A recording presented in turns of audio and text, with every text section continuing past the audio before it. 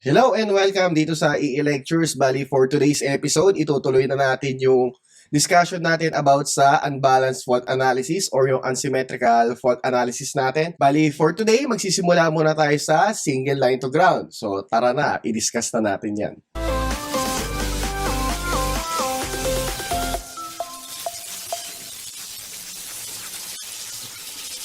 Okay, so bali ang pag-aaralan natin ngayon sa unbalanced fault analysis natin dito sa part 2 is yung single line to ground ng isang unloaded generator. So tara, pag-aralan na natin yan. So sa intro na fault analysis na discuss na natin to, yung symmetrical at unsymmetrical. Para dun sa unsymmetrical, yung faults dun sa power system which give rise to unsymmetrical fault currents. Kasi hindi naman balance. So pwedeng isang linya lang yung tinamaan, yung dalawa na hindi connected sa ground or yung dalawa is connected sa ground. So ayan, 'di ba? Kilala sila sa unsymmetrical faults. So bali sa pagsusolve ng unsymmetrical faults, bali pwede natin siya ma-obtained by Kirchhoff's law, yung KVL or yung KCL, or let's say yung symmetrical components method. So yung naging discussion natin sa mga past lectures, more on sa symmetrical components method dahil mas madali ito gawin. Okay, so sa analysis ng unsymmetrical faults natin, yung mga following assumption, ito yung gagawin natin, So, do sa generated EMF para lang sa positive sequence network. So, no current flows in the network other than due to the fault. So, bali dun sa three-phase fault analysis natin, di ba? Ganyan din yung ginawa natin more on kapag nag-analyze tayo, hindi mo na natin tinetake account yung mga load currents. Tapos, yung impedance at the fault is 0. Pero na nga lang kapag dineclare ng problem na meron kang fault impedance, And then, dun sa calculation natin, parati natin gagawin yung phase A yung reference phasor natin. Para naman dun sa unsymmetrical fault natin, yung EMF per phase natin is denoted by EA, EB, at EC. Pagdating naman doon sa terminal, yung nasa labas na mga wire natin, ita-take account natin siya as BA, BB, at VC. So, dahil dyan, di ba, meron na tayong mga sinet na guidelines. Bali, makakapag-solve na tayo. So, for this lecture, magsisimula muna tayo sa single line to ground fault ng isang unloaded generator. So, nag-focus lang muna tayo sa generator. Wala pa nakakabit na network sa kanya. So, consider a three-phase system with an earthed neutral. So, ito siya, di ba? Let a single line ground conductor fault occur on the phase A. So, katulad nito nasa figure. So, makikita natin dito sa figure na to na yung VA, alam naman natin yun, di ba? At short circuit point, yung voltage is 0. In terms naman dun sa IB at IC, since naka-open circuit sila, di ba? Hindi sila connected sa ground. Lalabas yung kuryente dyan is 0. So, ngayon, di ba? Pwede na tayo mag-analyze ng symmetrical components natin. So, tignan natin kung paano tayo mag-arrive sa ganitong conclusion. Okay, so magsimula muna tayo dun sa zero sequence component since nagkaroon ng direction, di ba, papunta dun sa ground. So, yung sa zero symmetrical natin, di ba, yung IAO is equal yan sa 1/3 ng IA plus IB plus IC. Okay? Pero di ba yung IB tsaka IC is 0? And magre-result yung answer natin sa 1/3 IA. Punta naman tayo dito sa positive sequence ng IA natin. So, IA1 is equal sa 1/3.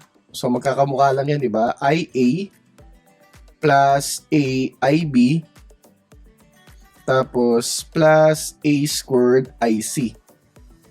Pero dahil, di ba, 0 nga yung IB at IC, magre-result yung sagot natin ng 1/3 IA din. Okay, so equal. And then lastly, IA sub 2. So yung IA sub 2 natin, lalabas na 1/3 na IA plus A squared IB plus AIC. Pero di ba nga, dahil yung IB at IC natin is 0, edi 1/3 IA na naman siya. So, we can conclude that na yung IAO is equal sa IA1 at IA2. So, nangyari, no? Parang balance.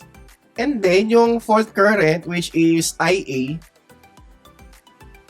So, let's say, di ba yung fault current natin na IA? So, si fault current natin na IA. Okay? Lalabas, di ba? I-transpose lang natin sa kabila. So, yung IA natin, lalabas na 3 IAO. So, ayan yung nakuha nating derivation, di ba? Tapos ngayon, gawin natin, magsagawa rin tayo ng KVL, no? Mula dun sa phase A, papunta dun sa ground, which is nakikita natin si VA. Okay, so gawin natin, positive, negative, tapos ikot tayo, di ba? Ng loop. Okay? So, let's say, KVL, once na umikot tayo, di ba? So, positive EA, minus yung voltage drop, let's say IA, tapos JSA. So, S dahil sa Z ng source, okay? Tapos, minus VA is equals to 0. Pero di ba yung VA nga, 0 siya eh. Okay? So, tanggal na to. And then, we can say na yung IA natin, kung mag-ohmic method tayo, no? Yung IA natin is equal sa EA all over JSA. So, ayan na siya. Yan yung mga mapagtatanto natin dito sa circuit na to. Yung IA natin is equal sa 3IAO, or we can say na yung IA natin is EA over JSA.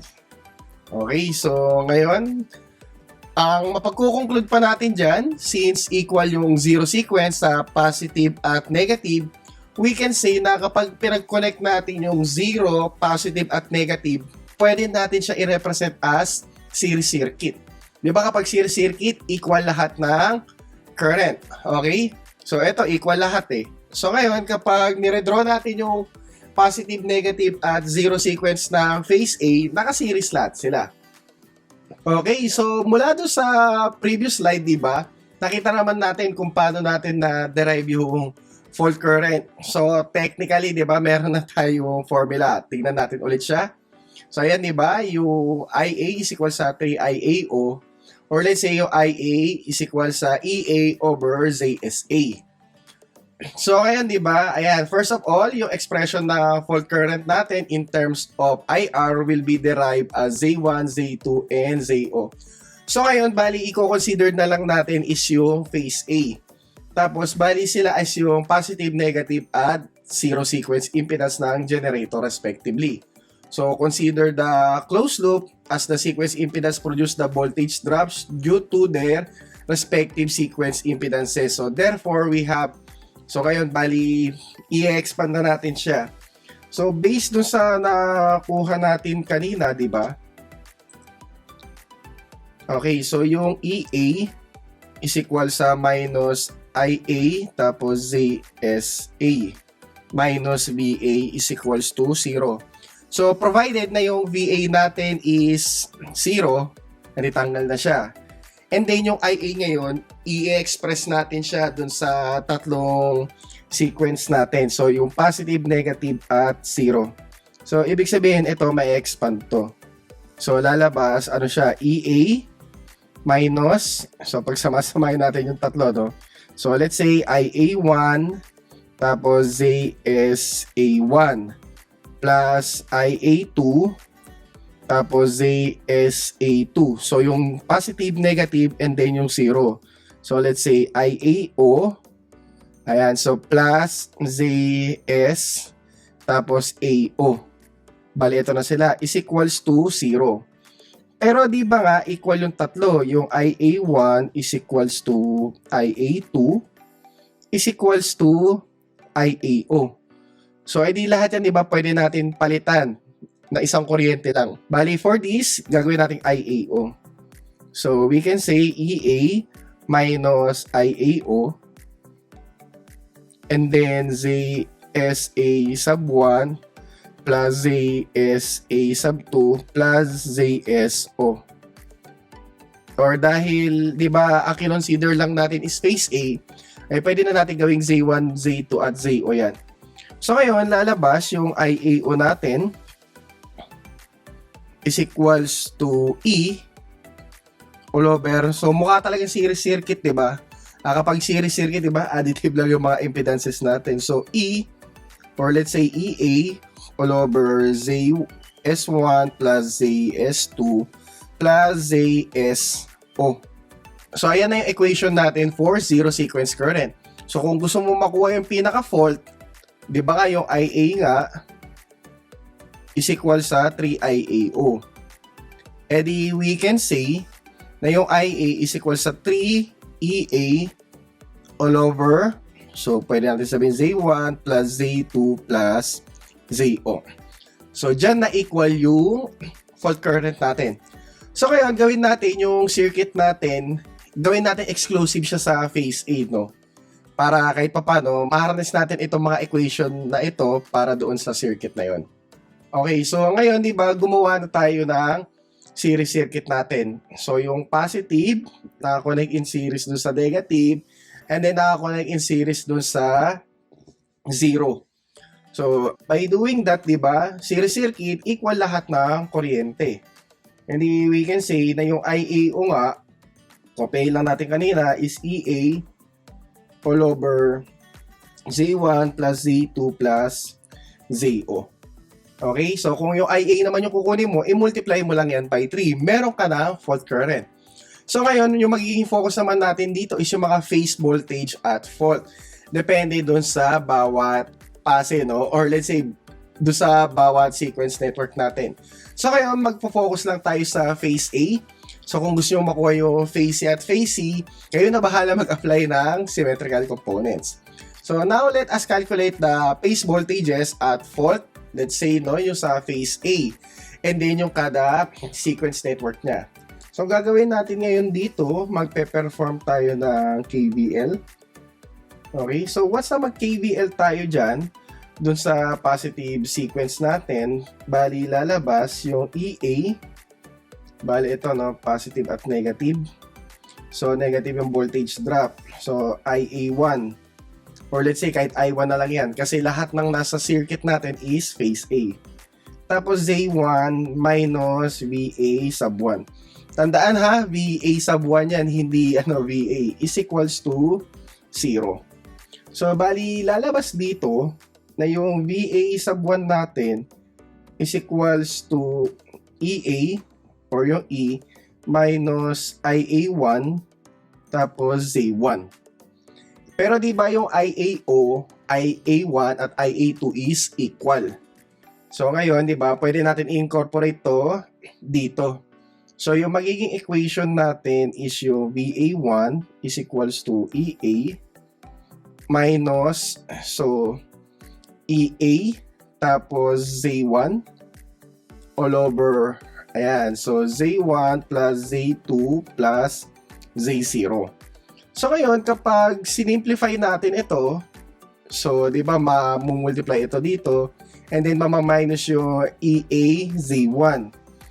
So yung magiging voltage natin para sa positive sequence do sa phase A is EA Z2 plus Z0 all over Z1 plus Z2 plus Z0.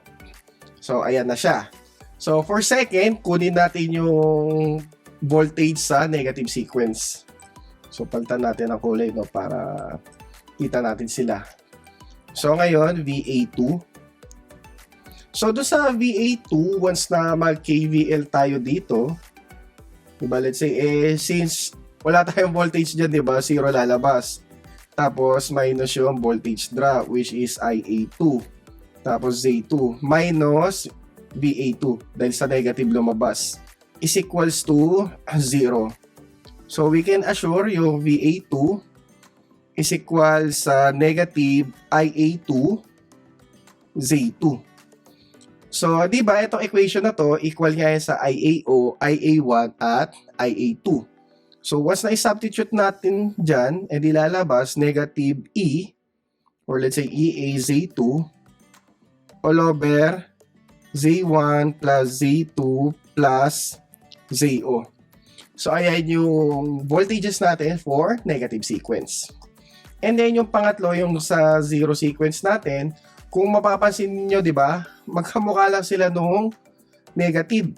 So pag nag-perform tayo ng loop natin dyan, ang lalabas is 0 minus IAO tapos ZO minus BAO is equals to 0. So we can say na yung VAO is equal sa negative EA, so Z0 all over Z1 plus Z2 plus ZO. Okay. So, di ba yung pinaka value ng VA, yung voltage VA natin is VA1 plus VA2 plus VAO. So, mapapansin nyo, di ba, kapag pinag-multiply natin ito, magiging ganito itsura niya pero positive. Tapos ito naman kabila, ito pero positive. So, kapag pinagsama-sama natin yan, magka-cancel out sila at lalabas yung VA is equals to 0. Which is true. Di ba yun yung pinaka-value ng VA natin? Magsi-0 talaga siya. So, ayun, bali, kung gusto nyo makuha yung VA at BC, gagamitin nyo na lang ng symmetrical components. So, nang dahil dyan, nakapag-set na tayo ng mga principles natin no, doon sa single line to ground unloaded generator, pwede na tayo mag-solve ng problem natin. So, for this, mag-example tayo ng dalawang problems.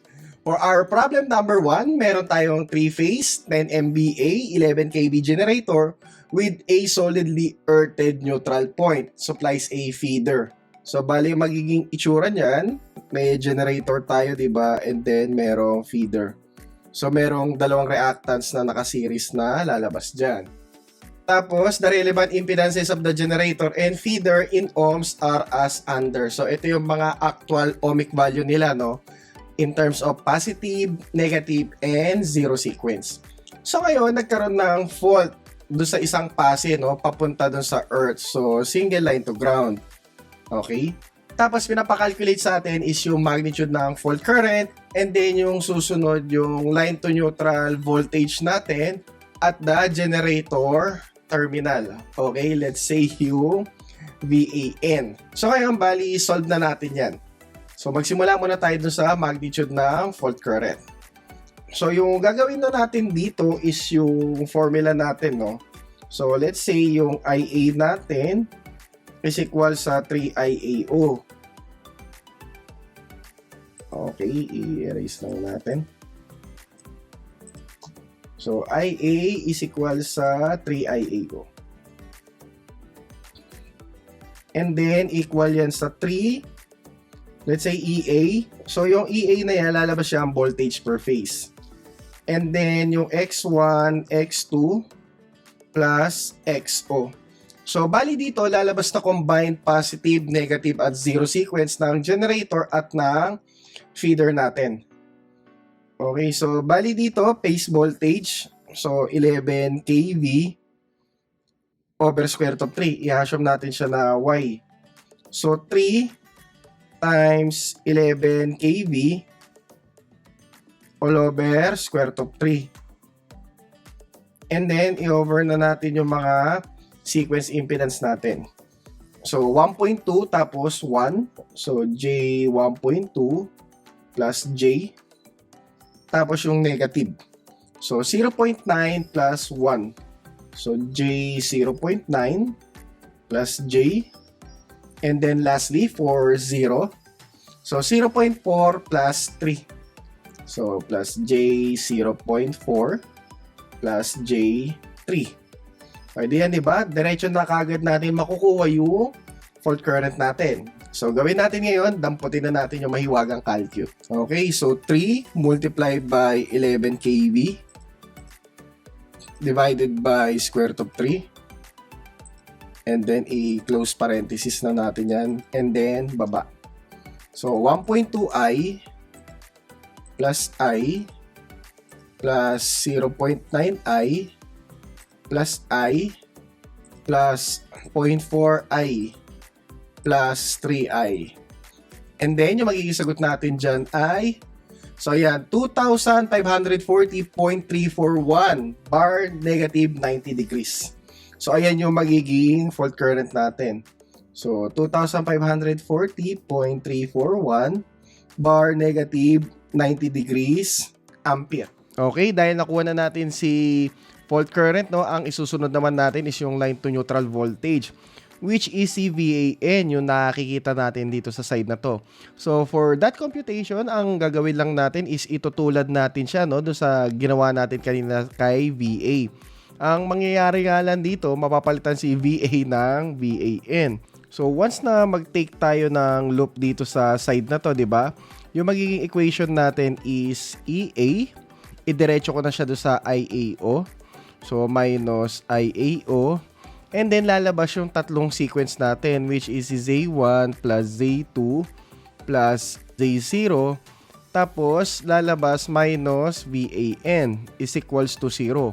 Ilipat lang natin yung VAN sa kabila, bali yung magiging equation na natin is EA minus IAO, and then yung Z1 plus Z2 plus ZO.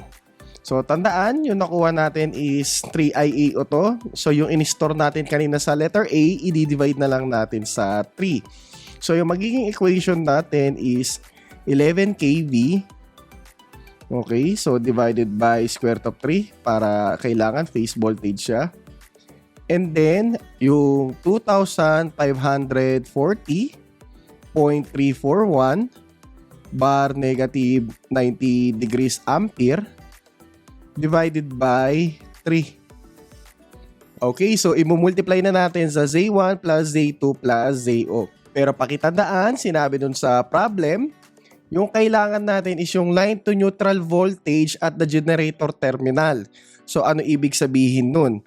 So 'di ba, kung meron tayong generator tapos ito yung feeder, 'di ba? Okay, ang hinahanap natin yung nandito. Yung nandito sa point na ito. So, ibig sabihin, in terms do sa positive, negative, at zero sequence natin, hindi natin isasama yung reactance ng feeder. So, ang ilalagay lang natin dyan is sa generator. So, imumultiply lang natin siya sa J1.2 plus J0.9 and then lastly plus J0.4. Hindi natin isasama si feeder, ha. So, dyan, makukuha na natin yung line to neutral voltage natin doon sa phase A. So, solve na natin yan.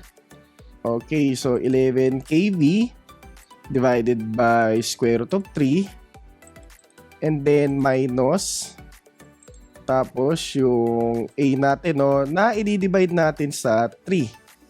And then, ayun, yung generator terminals na lang yung ilalagay natin. So, 1.2i plus 0.9i plus 0.4i. At yung magiging sagot natin dyan is, ayan, so 4,233.901, no, volts. So, ayan yung line to neutral voltage natin. So, 4,233.901 volts. At ayan yung mga sagot natin para sa unang problem natin, no, dito sa single line to ground na fault analysis. At punta na tayo dun sa second problem. So, for problem number 2, meron tayong 3-phase, 11 kV, 10 MVA ulit, alternator, has a sequence reactances of 0 is equal sa 0.05 per unit. So, ang kakaiba dito sa problem na to, no, naka per unit na tayo, hindi na tayo naka ohmic value. Yung positive sequence natin is 0.15 per unit and yung negative natin is 0.15 per unit din. So, kung yung generator natin is on no load, find the ratio of the fault currents for single line to ground to that when all 3-phase are dead short-circuited. So, ngayon, di ba, yung ratio ng single line to ground dun sa 3-phase fault. So, yung magiging sagot natin dito is yung ISLG. So, let's say per unit na lang, no? All over I 3-phase fault. So, tandaan, kapag 3-phase fault, ang ginagamit lang natin is positive sequence. So, basically, E over X ito. Pagdating naman dun sa taas, bali lalabas E all over X1 plus X2 plus XO. Pero 3IAO nga, di ba? So, 3E. Ganyan yung lalabas na equation natin. At tandaan, kapag meron tayong impedance, no, dun sa neutral natin or dun sa faulted point, bali ito is magiging XO plus 3ZE or XE. So ngayon, solve na natin to, no, at tignan natin kung ano yung magiging ratio niya. So para dun sa ISLG per unit, gawin na lang natin per unit, no, para mas madali. So kapag per unit, yung default voltage natin is 1. So 3 multiply by 1.0 all over yung positive 0.15, yung negative 0.15, and then yung negative is 0.05. At yung magiging sagot natin dyan is equals to, okay, so 3, ibaba na natin, so 0.15 plus 0.15 plus 0.05. So, store na kagad natin. So, yung sagot natin is 8.571. Okay. Ano yan? Per unit amperes natin. Or let's say, kung lagyan natin sila ng I, para mas sophisticated tayo sa complex numbers, yung magiging sagot natin is 8.571 pa rin, bar negative 90. So, 8.571 bar negative 90 degrees. Ayan, per unit. Per unit na ano natin, na current natin. And then, lipat na tayo doon sa 3-phase fault. So, para sa 3-phase fault natin, mas madali ito, 1.0 divided by, let's say, no, J 0.15. Positive lang yung gagamitin natin. At magkakaroon tayo ng sagot dyan na, okay, so 1 all over 0.15 I. So, yung magiging sagot natin is 6. Ayan, puro 6 bar negative 90. So 6 point, let's say 6 bar negative 90 degrees. Okay, per unit. So since nakuha na natin yan, pwede na natin silang ipag-ratio and proportion. So gawin lang natin, i-store lang natin yung dalawa mamaya. So 8.571 bar negative 90 degrees per unit all over 6.666 bar negative 90 degrees per unit. So, ayan, di ba? Makikita na natin. So, for this, ano muna natin siya, no?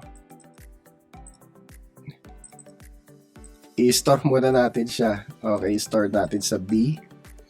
Tapos, yung kanina, store natin sa A. Okay, ito. Store natin sa A. Tapos, pwede na natin siya i-ratio. So, yung ratio natin, A divided by B is equals to, ayan, 1.285. So, 1.285. So, ayan, nakuha na natin, 1.285. So, ano ibig sabihin yan? Lumalabas, no, na kapag nagkaroon tayo na single line to ground fault, mas mataas pa siya dun sa 3-phase fault. So, ito yung sinasabi natin na once in a blue moon, no, na scenario na kung saan yung unsymmetrical fault, lumalabas na mas mataas pa sila dun sa 3-phase fault. At tandaan, di ba, yung goal ng pag-perform natin ng fault calculation is ma-determine, di ba, kung ano yung CAIC rating na gagamitin natin. So, kailangan natin i-test lahat ng mga fault analysis, mapa-balance or unbalance, para ma-determine natin, di ba, kung ano yung pinakamataas na value ng kuryente na dadaloy sa power system, na kung saan in case na, di ba, in case na dumaloy yun, kaya i-interrupt ng circuit breaker natin nang hindi masisira yung circuit breaker natin. So, dito nagtatapos yung episode natin sa single line to ground. Bali, ang susunod natin na episode para dito sa power system playlist natin is yung line to line fault analysis naman. So, kung gusto niyo samahan kami na matuto dito, bali, subscribe lang, no, at wait para sa mga susunod na episodes. Salamat ng marami.